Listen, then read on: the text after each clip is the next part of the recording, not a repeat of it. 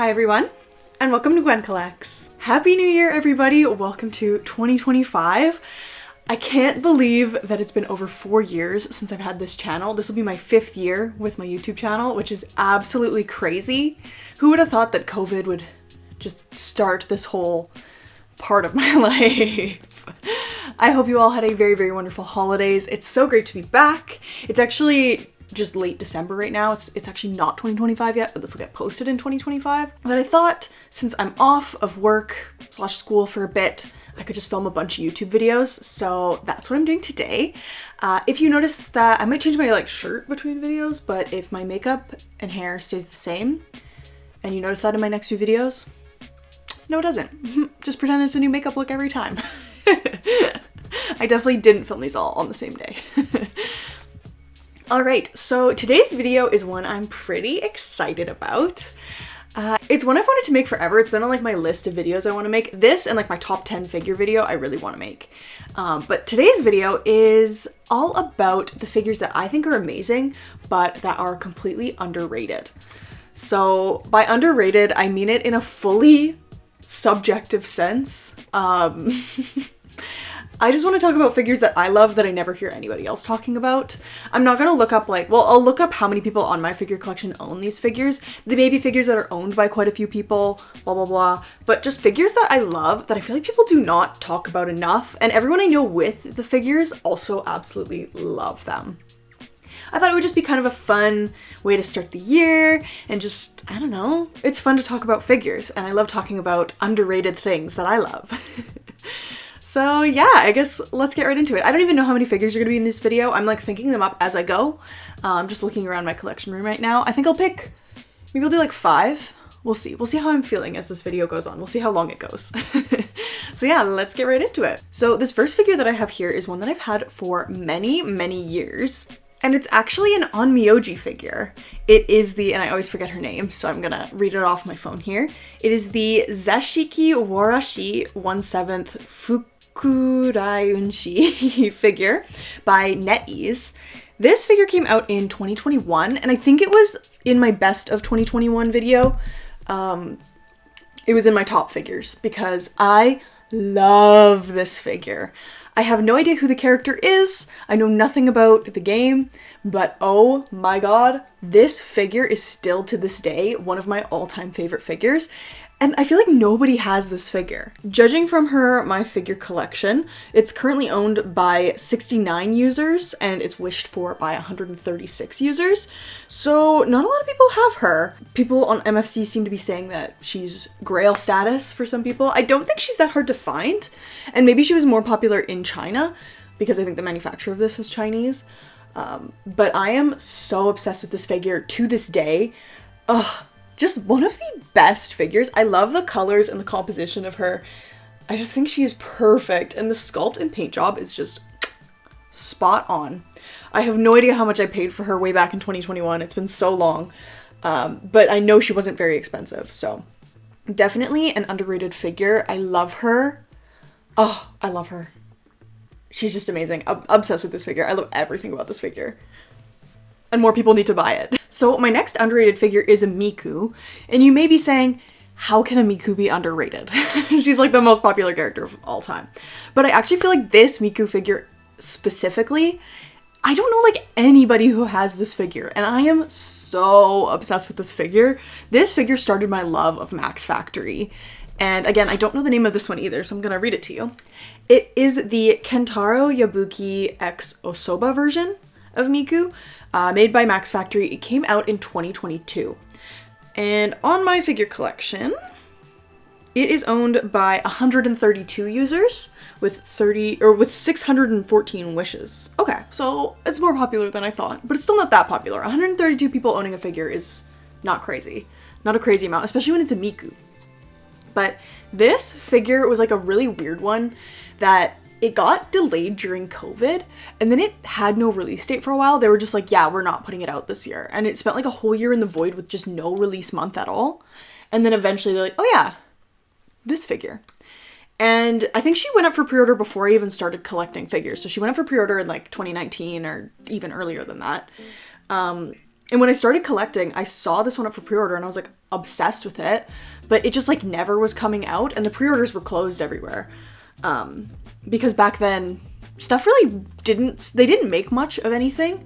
Nowadays I feel like everything is in stock at release. Like it's pretty easy to find stuff, but back in the day, back in my day, stuff was like the pre-order periods would close and then there'd be like no extra stock. So I just hoped and hoped and hoped that I'd be able to get my hands on her because I just thought this was such a cool idea.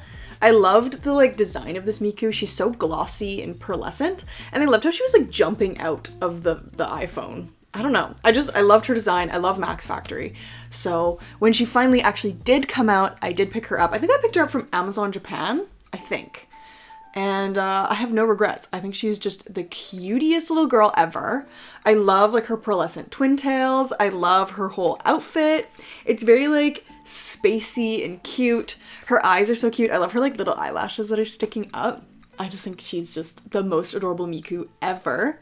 And I feel like everyone's really sleeping on this one. I feel like nobody has her, but I love her so much. Definitely one of my favorite like just regular scale Mikus in my collection. I think she's such a cutie. Next up, I have a binding figure that honestly, I don't know anybody who also owns this binding figure that I can think of off the top of my head, but I think she's just the cutest figure ever. And I'm still shook that like nobody owns her, but it is the quarter scale Kudo Mako by Binding. So she is a cast off, she's a top cast off, but I feel like she's a pretty tame, I mean, I guess the pose is a little bit suggestive, but she's pretty tame, I feel like, for a binding bunny. I guess she's a cat. But like a binding figure, I feel like she's not too crazy. And I think her pose is just the cutest thing ever. She was one of my very first, actually, I think she was my very first pre-order I ever made with the native online shop. And I love this figure so much. I love her face, I love her pose, I love her twin tails. I feel like most of the time twin tails on figures are very like voluminous, and hers are very kind of stringy and just cute. I don't know, I love that about her. I think she's just so adorable. I love the purple accents with her like black hair and outfit. I just think she's the cutest little cat girl ever. And I'm always shocked that more people don't have her because I just feel like every detail on her, like she even has like a cute little cat ring and cat earrings. I don't know. Binding really popped off with this one. I love her so much. She currently has 96 users that own her with 385 wishing for her. I love her. I really think that you cannot go wrong with this cutie. I just think she's the cutest figure ever, and I do not know why more people don't own her, because I feel like for a binding bunny, she's really not super lewd. I think she's just really cute, and I feel like there's very few really laying down bunnies out there, and I think bunny shelves look best when you have kind of a variety of like standing, kneeling, sitting, laying bunnies, and I think she adds like a really nice different height to your bunny collections if you have like a big display of all of them. I just think she looks so cute with them and is in such a fun, unique pose. So yeah, I love her. Okay, the next figure is a bit hard to hold and she's buried at the back of this top shelf here, but it is Miss Orangette by Native. Another lewd figure on this list, but I feel like enough people are not talking about this figure. She is truly one of my favorite figures of all time, and definitely one of my favorite lewd figures of all time. Just the way Native absolutely nailed this figure. Amazing. I love Pachi and Pachi's illustrations. Like I love her characters like Mamako and Chiyo, and I love Miss Orangette, this OC by Chiyo. I am just so obsessed with her. Her vibes are just so good. I love her heart pupils. She was like the start of my love of heart pupils on figures. I love her pose, how she's kind of sitting with her wand, like pointing somewhere. And I just love all of the different ways you can display her. I'm obviously not going to show them all in this video, but you can display her with like boobs out, pretty much like completely naked. You can display her. You can display her with her cool skirt on, with her panties on or off, with her top covered, etc. She has so many different display options. She has this really pretty like gourd kind of styled hat, witch hat, that you can take on and off. It's magnetic, and she has this beautiful long grayish purple hair. Ugh, obsessed. I love her like smug kind of sexy look that she has. I just think she is one of the most beautiful figures ever made. She's huge. I love the like spiky thing she's sitting on. It's very Halloween, very cute.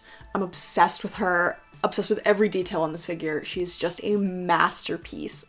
Oh, I love this figure. And I feel like nobody talks about Miss Orangette. And I've seen her aftermarket value go way down. Like when I got her when she came out from Novito World, a Canadian retailer.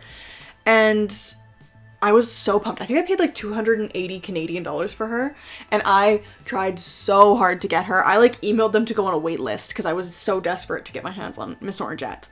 And then after she came out, she was like super high on the aftermarket, and now she's really come down. So like if you can get her for less than like 35,000 yen, that is an absolute steal, and you need to pick her up because she is beautiful. And she also has one of the most beautiful boxes I've ever seen on a figure. Love her. Love, love, love. Now, going by owned statistics, I know a lot of you own this figure. There are 520 people who own Miss Orangette on my figure collection, and 1,135 people that have wished for that figure. So obviously she is pretty popular, but I feel like no one's talking about her anymore. So I needed to bring her up. I needed you all to just take a look at this beauty because, perfect figure. Okay, so I'm finishing it off with a figure that actually has more people that have ordered it on my figure collection than I thought had ordered it. But I don't ever hear anybody talking about this figure now. And it is the Katarina Claes figure from My Next Life as a Villainess. This one was made by FuRyu. It's an FNEX figure, and it came out in 2022. And I bought it because I loved the show My Next Life as a Villainess back then. It was like, I don't know, it was a really cute show. It was like kind of a male-female harem show where like everyone was just in love with her, and I was obsessed with it. I thought it was so fun and so cute. And then when FNEX put this figure up for pre-order, I actually thought it was so gorgeous, and it was a really decent price for them, so I pre-ordered it and picked her up, and oh my god, I think she was in my favorites of 2022. And if she wasn't, that's crazy. But this figure is so gorgeous. And according to my figure collection, actually about 238 users have actually ordered this figure, which is way more than I thought, but I guess a lot of people do love our beautiful girl. And 329 have it on their wish list. So she's obviously more rated, I guess, than I thought, but I never hear anybody talking about this figure, and even when I bought it, I never heard anybody talking about it. And honestly, this figure is so freaking perfect. Like, the sculpt is amazing, the size is so substantial, her whole outfit is just like expertly painted and done. I feel like FNEX sometimes just puts out like insanely good figures, and then 95% of the time they just put out mid figures for like 30,000 yen. So I don't know what went right with this one, but it went right. And I think she is so underrated for what you get. And you can get her for like so cheap on the aftermarket now. Honestly, definitely recommend picking her up if you can, because she is so freaking sick. I love her. And I'm glad that she's more rated. I wouldn't say overrated, but more owned than I thought she was, because I love this figure. Alright, well, I hope you guys enjoyed this video. It was so fun to talk about some of my favorite old figures. It's been so long since I've like shown those ones that I showed you today on camera that it was just like really fun. Although I think I've created a lot more work for myself because I think I need to refilm the B-roll for all of them. So love that, yay! But I hope you guys enjoyed this video. Let me know what you think are some of the most underrated figures. Do you think the figures that I put in this video are actually overrated? Let me know in the comments below. And if you enjoyed this video, please consider leaving a like, commenting, or even subscribing. And if you'd like to support Gwyn Collects even more, you can subscribe to my Patreon at patreon.com/GwynCollects. A huge thanks to all of my patrons over on Patreon, and an even bigger thank you to all of my Chica tier patrons: Melindy Lou, Remember June, Castle, Ryomi, and Chance. Thank you all so much for your support. As always, I hope you all have a very, very wonderful day, and I will see you all next time. Bye-bye!